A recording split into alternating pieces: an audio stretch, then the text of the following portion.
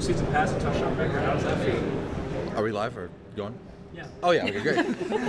it feels great, but it's what a culmination of everything, all rushing success, passing success, and everything we've had this year. I mean, that's not a player stat. It's more of a team and passing stat. I mean, think about all the receivers that we've spread the ball out to. I mean, most recently Charlie, EJ, Coop, Elijah. I mean, all those guys are ballers, including the tight ends. 2 tight ends had touchdowns today. So, I mean, that's really like an offensive passing stat itself, and I'm just so proud of those guys. And still have a long season left, so we got to keep on going. Fernando, do you even allow yourself to think about the Heisman? At this point, not really, just because the most important thing for myself is winning the next game against Purdue, which is super important to everybody here in the state of Indiana and all Hoosier Nation. So that's my number one goal. And then it's winning the next game after that, and the next game after that. And then if these awards end up happening, then great. It's all good. But my goal is to win and go as far as we can.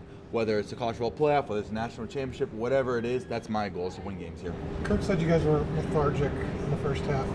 Felt like you needed to kind of deliver a message just to take a breath at halftime. How important is that? And would you kind of see the difference was in the second half? Yeah, Coach Cincinnati is a fantastic coach, and he understands his players and his team, and he knows that we were lethargic, and we weren't playing our Indiana brand of football, especially offensively. So he took us into halftime, told us to take a deep breath, to have fun, play football, and then in the second half, I think that we saw that we could have fun and play football well. Fernando, what was it like seeing your brother get a few throws in today? Oh, it was fantastic.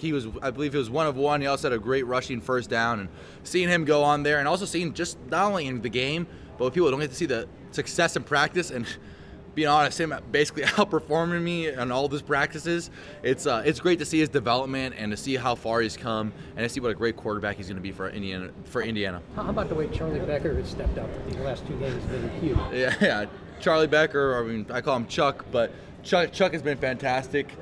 He's Alberto's a nice roommate, along with some other guys, but we've seen the work that Chuck's put through catching balls for us at 7 a.m. on random Sunday summer mornings, on random Sundays, spring mornings, and just his work ethic and what it's all accumulated to is so special to see that he's making huge plays on the field, getting a lot of targets, getting a lot of catches, and really contributed to our already elite receiving core. Beyond this game, second half dominance has been like a trend for this team this season. Yeah. What do you attribute that to? I would attribute it to the brotherhood. I think our superpowers in offense is that we play for each other. We don't play for stats. We don't play for, the reason we play is to play together and to win. There's no other ulterior motive that we have as an offense. So when you have that, our offense is always able to come together and get gritty and rely on each other in critical moments, and we're always able to thrive in those moments. Brothers, coming out of half here, second quarter at Maryland, last drive at Penn State, how is this team able to just kind of lock in and hit that second, third, fourth gear so often? I think it's a great coaching that we get in the halftime, whether it's Coach Cincinnati, Coach Shanahan, Coach Whitmer, whoever it is, and then also on the defensive side of the ball. I think that we're a great team at adjusting to whatever mistakes we made in the first half and how to improve on those in the second half. And I think that really shows, the coaching really shows, especially in those first drives of the second half. Fernando, what do you say about the fans?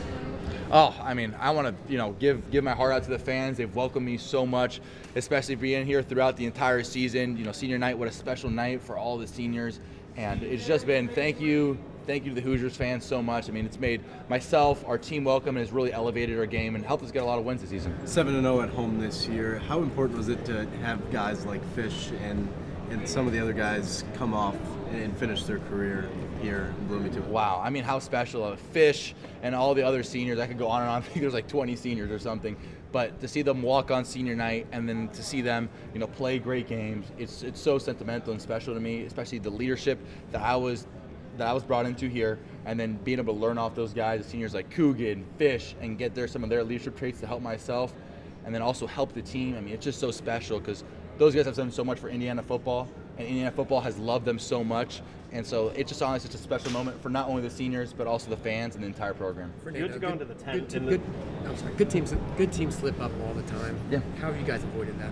Yeah, I think that, we saw it last week at Penn State. Penn State's a great team. They have 5 stars across the board, and we slipped up a little bit there, and we're able to, rally back and then get the win. And I think that we had a slow start today. Wisconsin's a great team. They have a great defense and great front seven, and I think that we saw that in the first half. However, we were able to get back to our nature of our football. College football, although there's high rankings, truly I think any Power 4 team can beat another Power 4 team in any given Saturday. So it just shows you got to keep every single game at the top of your focus and top of your mind, because Wisconsin's a great team and we need to treat them like a great team, and I believe we did, and that's why we had success today. You had to go into the 10th in the fourth quarter. Obviously, stayed in the game. But what happened on that play? And I guess how are you feeling? Yeah, that play was a third down play. At that point in the game, don't want to force the ball downfield. Looking back on the film, there's always things you could do better. I should have hit the check down. However, I got a little antsy and I scrambled out. Ended up, taking a sack. Not the offensive line's fault, more my fault. Like a lot of people don't understand. Like sacks is like a quarterback stat as well, and so that one is totally on me. And ended up, getting up a little slow. The only reason I got up slow is because there's like 3 guys on top of me. Just because there's a couple late hits there, but it is what it is. And then had to go to the tent, and they checked me out, and it was all good. And safety is the first priority, especially for all of us. Especially, I know Wisconsin had a player that went down and got carted off, and when he got carted off, Coach Signetti said a prayer for him with the whole team on his safety and his health. And so I think safety, although football is a great game, safety and health is always number one, whether it's the other team or our team, and that's something I take extremely important to myself. So when I went to the tent, made sure it was all good, and then when I'm good, I can go out there and play football. Fernando, you got a lot of family here. I've met some at the tailgate. I've actually met some in Miami. What's it like to play in front of all these people who come from Miami to see you play, and just your family in general coming to watch you and your brother? It's so great. Actually, this is the first game I actually saw where my family sits. So I was able to see them up in like the upper right section, and when I was able to see them, it gave me a sense, like an overwhelming sense of emotion, that I'm so proud to be able to play for them. And because they're my why, especially my mom, like they're my why, and to see that is so special to me, and it helps me, get ready for the game and to put my best ability forward, and to show that it's bigger than myself. It's for the team, it's for my family, and it's for Hoosier Nation. Can you speak to you guys have played 6 games in a row. Guys are getting really banged up. The mental and physical toll that takes on a team to play that many games in a row this time of the season. How challenging this, and how have you guys fought for it through that? Yeah, our team always controls the controllables, and we can't control the schedule. However, I think we did a good job. These 6 games, evidently we won every one of them, which is great. And now we're heading into the bye week, so I think it's good for a couple, our guys to not only rest physically, but also rest mentally for a couple of days. And then, or Tuesday or Wednesday, whenever we have practice, go back at attack at it, and then get great preparation for Purdue. But are you able to step away for a minute? I mean, you don't take a lot of time off. So I mean, is that like the scariest thing you've heard? Yeah, no, I want to say taking time off. I think that all our team really loves football. Football is just not, kind of like a burden or a task for myself.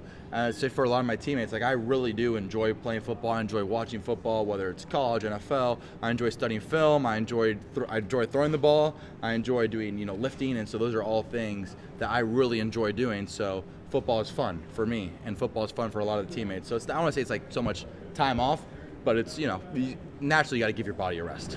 Fernando, 22 of 24. Did it feel like you were almost perfect out there? I definitely was not almost perfect out there. There was a couple things I got to get better at. There's a couple throwaways I got to make, and I actually missed my roommate Charlie Becker on a post. However, at that point, whenever you have those plays like that you want to take back, you can only control the next play, and that's the most important thing, is the next play. And so whenever I have the opportunity to get back in the present moment, reset, and then control the controllables in the next play, I think it's such a blessing and opportunity. And then at the end, our Coach Whitmer always says, like, hey, we'll look up at the end, see our stats. If they're great, fantastic.